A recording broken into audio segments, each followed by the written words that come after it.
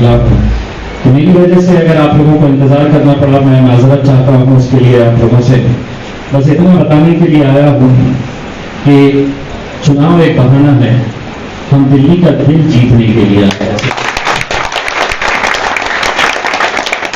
दिल्ली इस मुल्क की, इस अजीम मुल्क की राजधानी है और यहाँ से जो भी पैगाम जाएगा तो मेरे हिसाब से वो एक ऐसा पैगाम होगा जो पिछले 50 सालों के अंदर हैदराबाद में भी मजलिस रहने के बावजूद भी ऐसा पैगाम नहीं पहुंचा। अगर दिल्ली वालों ने तय कर दिया कि यहाँ से हमें ये मजलिस का झंडा लहराना है तो इंशाल्लाह इसकी गूंज फिर कश्मीर से कन्याकुमारी तक।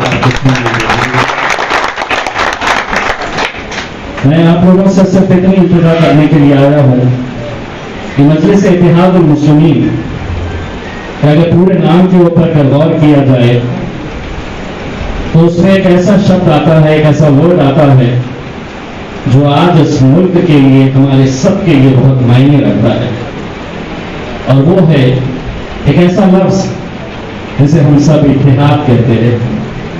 जिस पार्टी का नाम ही, जिस पार्टी के नाम के अंदर ही इत्तेहाद लिखा हुआ है, इत्तेहाद का मतलब यह है एक जहती, एक यूनिटी।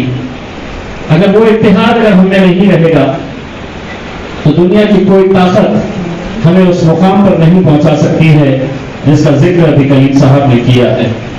हम एक ताकत बनकर खड़े रहेंगे, अगर पूरे इत्तेहाद का मुजाहिदा देंगे तो फिर दुनिया की कोई ताकत नहीं है जो हमें नीचा दिखा सकती है, हमें हरा सकती है। यकीनन वक्त एमसीडी के लिए बहुत कम है, मेहनत बहुत ज्यादा करने की जरूरत है। एक बार मैं ऐसा साहब की तरफ से एक पैगाम आप लोगों को देने के लिए आया हूं कि हम पूरी ताकत के साथ, जिस तरह बिहार के अंदर उतरे तो जो बिहार वालों ने ये कहा कि अलग अलग राजनीतिक पार्टियों ने कि ये जीतेंगे नहीं, यहां पर अल्हम्दुलिल्लाह 5 सीटें वहां पर हम जीत कर लेकर आए। उत्तर प्रदेश की क्या हालत है, असद साहब जब वहां पर कदम रखे तो अल्हम्दुलिल्लाह जो नजारा था, बड़ी बड़ी राजनीतिक पार्टियों की नींद हराम हो चुकी है वहां पर।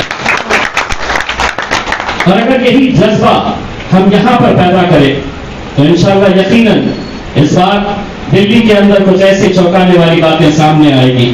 लेकिन इसके लिए हमें कहीं ना कहीं हमारे जितने भी पार्टी से जुड़े हुए लोग हैं उन्हें कुर्बानी का जज्बा लेकर आगे चलना होगा।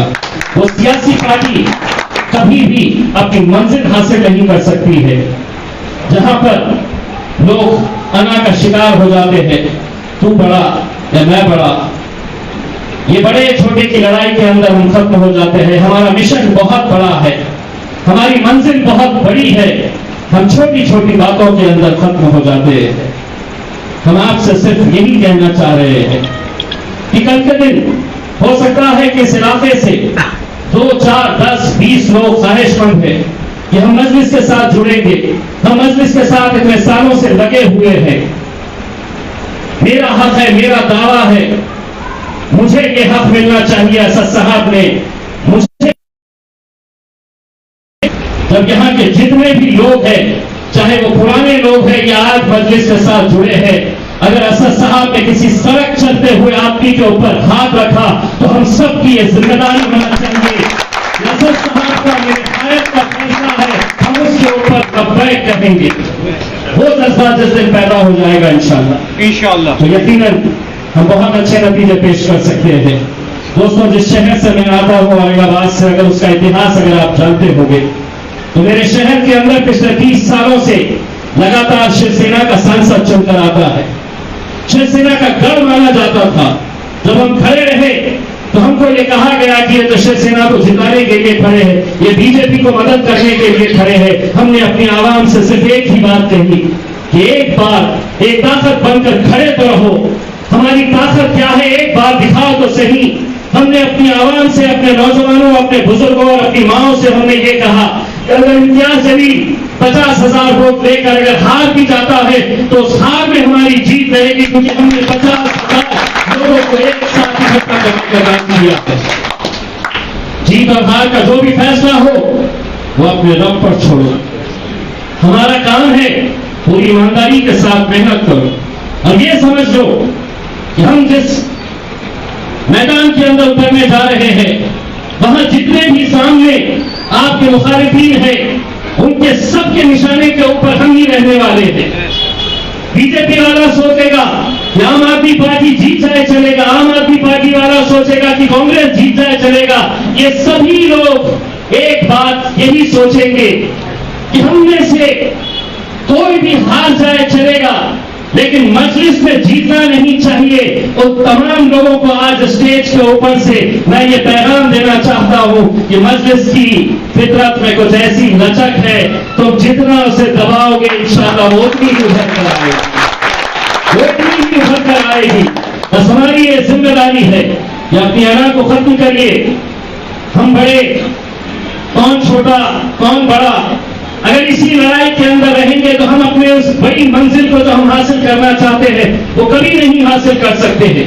एक बेटा एक भाई की हैसियत से मैं आप लोगों से हाथ जोड़कर ये विनती करने के लिए आया हूं, ये गुजारिश करने के लिए आया हूं कि हम यहां पर इलेक्शन के वजह से ही सही यहां पर आएंगे, बार बार आएंगे, और जिस दिन हमें यह एहसास होगा कि दिल्ली 6 के अंदर, इस इलाके के अंदर असद साहब को चाहने वाले बहुत सारे लोग हैं, तो इंशाअल्लाह बहुत जल्द हम असद साहब को भी इस जमीन के ऊपर, और अगर उससे ज्यादा अगर चाहिए तो इंशाअल्लाह अकबर साहब को भी। आप लोगों से कितनी इंतजार करता हूं, बोलने के लिए बहुत कुछ है, लेकिन मुझे मालूम है कि वक्त का तकाजा है और पुलिस डिपार्टमेंट भी यहाँ पर है। मैं पुलिस डिपार्टमेंट का तहे दिल से शुक्रिया अदा करता हूँ कि यहाँ पर उन्होंने हमें प्रोग्राम लेने की इजाज़त दी है। इंशाअल्लाह जब बड़ी महफिल होगी तो बहुत अच्छे तरीके से बोला जाएगा। हमारे पुलिस डिपार्टमेंट के एक साहब मेरा वीडियो रिकॉर्ड कर रहे हैं, मैं उन्हें कहना चाहूँगा जब बड़ी महफिल होगी तब AK-47 चलेगी। ये छोटी छोटी बातें हम बोलते हैं और बहुत दिल खोल के बोलते हैं, और हमें समझ में आ गया है कि कितना बोलना, कहाँ बोलना और कैसे बोलना। तो इंशाअल्लाह अगली जब बड़ी महफिल रहेगी तो 2-3 बड़े बड़े कैमरे लेकर आना, हम उसी अंदाज में जाएंगे। बहुत शुक्रिया। मैं इस महफिल की शान IG इंतखाब आलम से दरख्वास्त करता हूँ आए और मीटिंग को समाप्ति घोषणा करें।